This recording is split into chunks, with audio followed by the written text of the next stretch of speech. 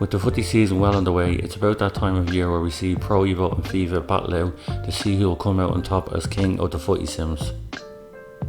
PES, or Pro Evo as most of us have come to know it, has gotten a wee bit of a change. The full title is eFootball PES 2020, but to be fair, most will still either call it Pro Evo or PES.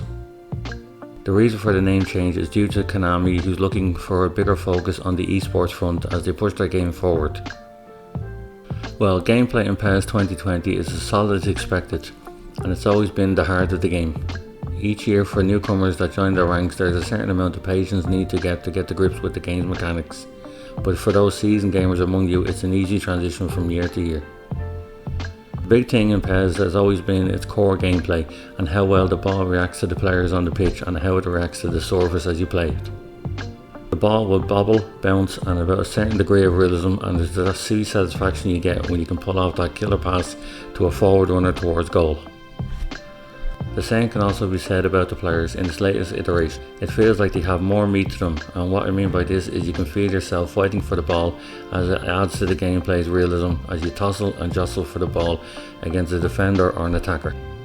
And this is even more apparent when you're trying to protect the ball near the area before you take a whack on goal. Shooting in PES 2020 has been improved with a variety to each shot that is struck, where in last year's titles it seemed that the players all hit the ball in a very generic way, but now this is not the case, and players will strike the ball depending on their stance or their distance towards the ball. When it comes to the keepers, they've all always been the same. It's always been a bit of hit and miss, and I'm unsure why this is, when everything can feel so right and a lot of the time everything's quite tight.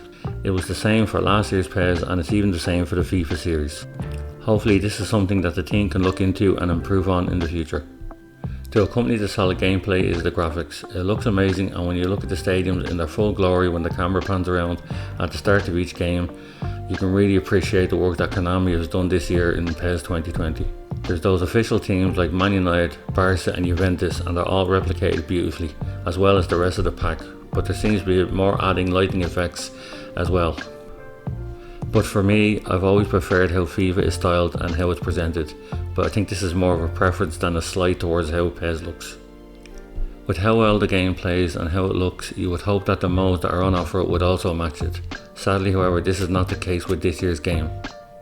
This year in PES 2020, not a lot has changed. The Master League is the same tried and tested game mode that we've all come to know, and while it has some odd cutscenes thrown together with dialogue, there's nothing really new that really adds to the proceedings. PES's own take on FIFA's Ultimate Team is My Club. Now this mode is really something that I think the developers need to look at. Everything about the setup, the screen layout and the lack of any real market for picking up players is a bit of a letdown, and I thought they would have taken a lead from EA and tried to up their game with this mode. The whole My Club really needs to either be revamped or dropped entirely.